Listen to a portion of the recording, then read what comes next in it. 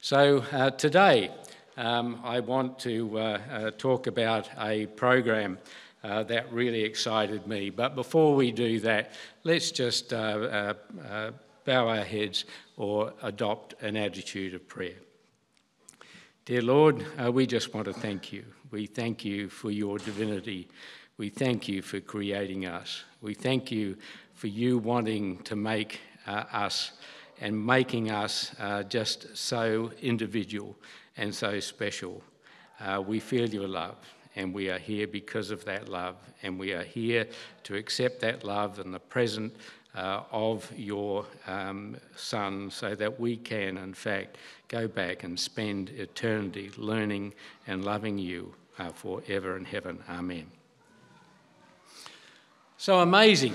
How many times do you get amazed? I still get amazed. Here I am, an old man, and I still get amazed.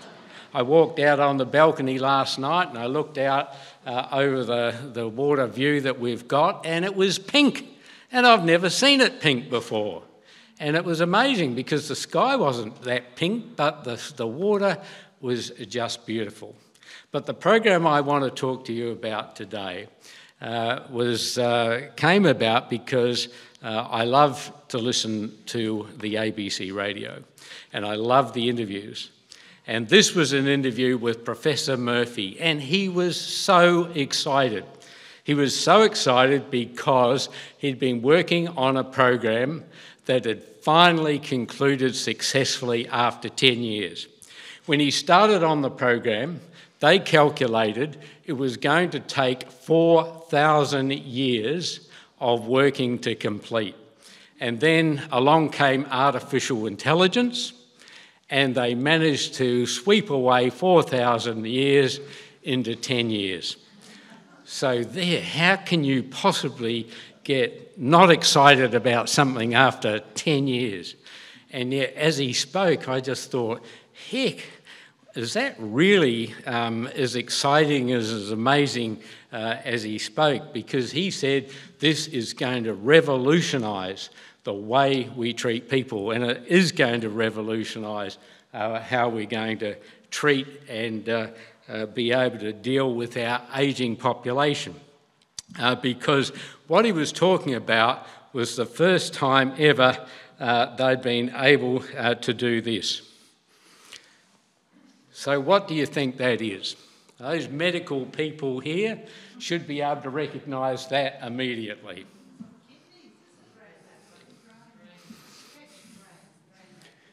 Yes, that is a brain. And it is a brain of what? It is the brain of a fruit fly. Now, I know a lot of you will be saying, well, how big is a fruit fly brain? And I had two choices. I could have spent all night dissecting one, or I could have come along with what he indicated in the lecture was, it's the size of a poppy seed. Now, I'm sure most of you won't even be able to see that. And he was so excited about doing this. And you've got to say, how can you be excited about that? Well, you know how small a poppy seed is. They managed to slice that brain into 7,000 layers. And the first time ever they've been able to map a complete brain. And why pick on a fruit fly? Well, you don't want to start with us, all right? Because all of the information and data on a fruit fly would take up 100 normal laptops. What they discovered in doing that is that the fruit fly, even though it's got a poppy seed brain, has 140,000 neurons, and neurons are the really driving cells in the brain. And what they were able to do when they mapped this is actually see what the functions were. So what this is out of the 140 thousand neurons, they picked out 50 of the major ones, and they then colour dyed those, so you can see. So that's only 50 of the 140,000. So in their testing, they then said, well, what part of the brain's going to work when it's eating?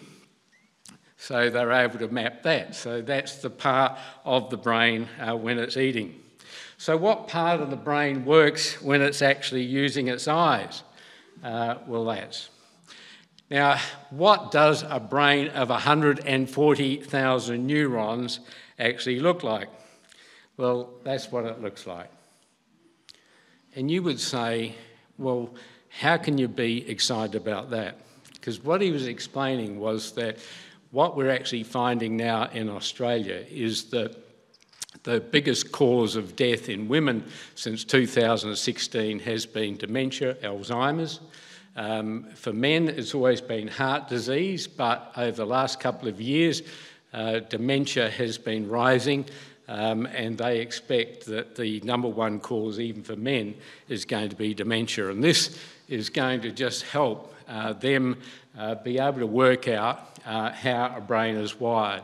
If you unfurled that little fruit fly brain, you would get 150 metres of nerve endings. And you would say, wow, well, what about, and I suppose the other thing I just wanted to make the point of, how beautiful is everything in nature? I mean, things that we just don't even see. That's what amazes me. A snowflake, you just don't think of the beauty in a snowflake until you actually can look at the pattern on it. And as soon as I saw that was the first picture that I downloaded, and I could see, yeah, I can see why he got excited about it. That is just beautiful, and that's a fruit fly. So what about our brain? Well, let me tell you just how amazing our brain is, because this gives a comparison chart of a number of brains. Now you can see the African brain, African elephant there, is a lot bigger, almost twice the weight of our brain. And the gorilla brain is less than half ours. So ours is the second from the end. And you'll see there, how many neurons were there in the fruit fly? 140,000. How many have we got? 16.3 billion neurons. So if they were thinking it was going to take them 4,000 years to map a fruit fly brain, imagine the task that they've got ahead of them with the human brain. And the amazing thing with the human brain, it only takes 2% of our weight, but it takes 20% of our energy to drive it. And after seeing all of that, I just had to come away and just say, how can people believe there is no God?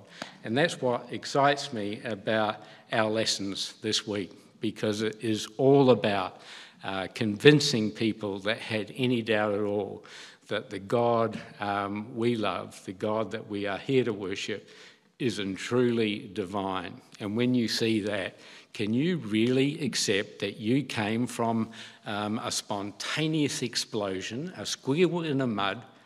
Is that what you want to believe? Or do you want to believe, as we do, that we have a God that loves us and said, I want a being that I can have a relationship with.